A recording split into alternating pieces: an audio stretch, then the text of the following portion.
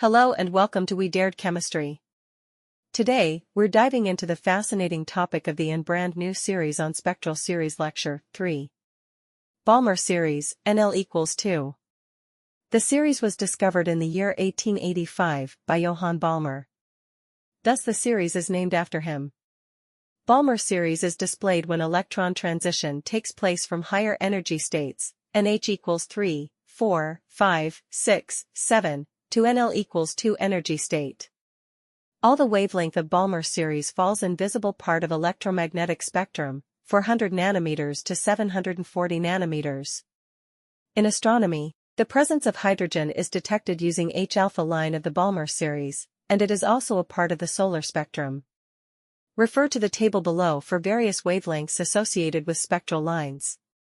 Energy level, N. Wavelength, lambda in nm in air.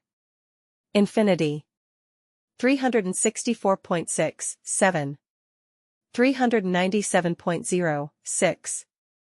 410.2, 5. 434.0, 4.